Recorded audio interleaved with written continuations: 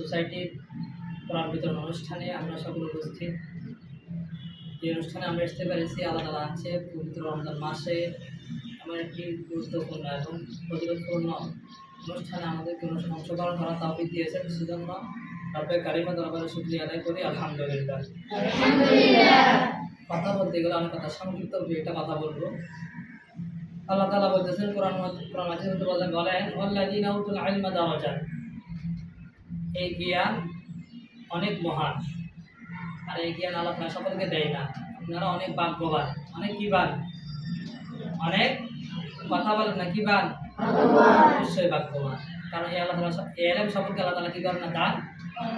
আল্লাহ তাআলা চাইলে বলতে পারতেন ওয়াল্লাযীনা উতুল ইলমা, আল্লাহ তাআলা বলছে, আল্লাহ তাআলা কি বলছে ওয়াল্লাযীনা উতুল ইলমা, বলতেছে জ্ঞান কেউ পেয়েছেন এরকম বলা নাই, বরঞ্চ দান করেছেন। কি করেছেন? কারণ এই ইলম খুঁজতে হয়, কি হয়, কেউ কেউ কি করে না, কোথাও খুঁজে পাওয়া যায় না, পাওয়া যায় নাকি বাজার থেকে সেটা কিনলেন, ক্রয় করলেন, কোনো জিনিস পাওয়া যায়, সেটা এতগুলো জিনিস নিয়ে আসতে পারলেন, এরকম কি ইলম বিক্রি হয় কোথাও? হয় না। বরং সেটা কি করতে হয়, মেহনত করে চেষ্টা করে এটা কি করতে হয়, অন্বেষণ করতে হয়। তাহলে আল্লাহ তাআলা আমাদেরকে এরকম বরকত করে, এরকম বড় ইলমের সৌভাগ্য আল্লাহ তাআলা অর্জন করা কি করে সৌভাগ্য দান করছেন। এটা শুকরিয়ার বিষয় না? কি বলেন, শুকরিয়ার বিষয় না? আলহামদুলিল্লাহ। আল্লাহ তাআলা আল্লাহ রাসূল হাদিসে বলেছেন তালাবুল ইলমি ফারিদাতুন আলা কুল্লি মুসলিম, প্রত্যেকটা নর নারী মুসলিমাদের জন্য এই ইলম শিক্ষা করা ফরজ। তার মধ্যে লক্ষ লক্ষ মানুষ থেকে, লক্ষ লক্ষ পিতামাতার সন্তান থেকে আপনাদেরকে আল্লাহ তাআলা কি করছেন, বাছাই করছেন।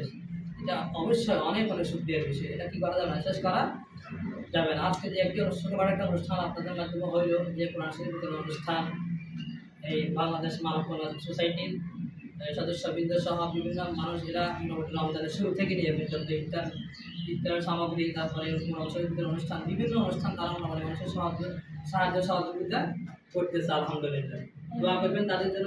কারণ এরা অনেক সদস্য এখানে তথ্য আছেন, কেউ প্রবাস থেকে টাকা পয়সা পাঠাইতেছেন, কেউ দেশে থাকি মোটামুটি ব্যবসা বাণিজ্য থেকে নিজের ইনকাম থেকে এরকম মানুষের কাজে কি এগিয়ে আসতেছে। যদি আল্লাহ তাআলা তাদেরকে কালের মধ্যে পরকালে একটা উত্তম ফায়সালা আল্লাহ তাআলা দান করে, সেজন্য সকলে কি করবেন, দোয়া করবেন। আর আপনাদের যে কোরআন শরীফটা দেওয়া হয়েছে এটা আমার সবাই বুঝতে পারবে। সাধারণত যে কোরআন শরীফ যেটা বলা হয়, এটা যেটা দেওয়া হয়েছে আজকে, এটার মধ্যে যেমন মশালা ধরার সহজ কৌশল আছে, তার মধ্যে একটা দিয়ে একটা সহজ বেশ বিষয় আছে, তার মধ্যে কোরআনের তাজবিদের মধ্যে যে একটা সুস্পষ্ট যে ব্যাপার আছে, এই কোরআন শরীফটা অনেক ভূমিকা কি করে রাখে ইনশাআল্লাহ। সেজন্য কোরআন শরীফ যত্ন করবেন।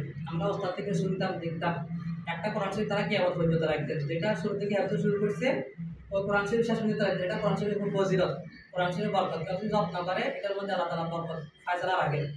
যখন দেখতাম হুজুরা তারা হয়তো যাইতো বিভিন্ন জায়গায় কোরআন শরীফের সাথে নিয়ে যেত, যে কোরআন শরীফ পার্সোনাল যেটা পড়তে কি করতে সাথে নিয়ে যেটা একটা কোরআন শরীফটা নতুন পাইছে, একটু কাঁচা হয়ে গেল, ময়লা হয়ে গেল, একটু হাঁটা চিরা ফাটা হয়ে গেছে, এটা কি করছেন, দিচ্ছে একটা নতুন পাইছেন, ওটা শুরু করতেছেন। এটা একটা অভিশাপ, এটা একটা কি সবার যায়, সব কাজ করবেন না। যে কোরআন শরীফ যেটা নেবেন ওটা যত্ন করবেন।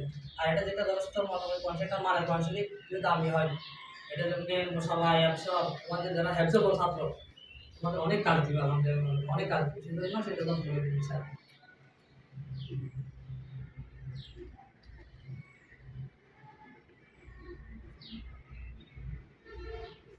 আর ভাইয়া যেটা বলতে চাইতেছে, আসলে ভাইয়ারা বলছেন কিছু বলার জন্য, তো ভাইয়া আজকে যে কোরআন শরীফ যেগুলো দিচ্ছে আমরা ৫৫ পিস কোরআন শরীফ ৩টা মানুষের বিতরণ করবো।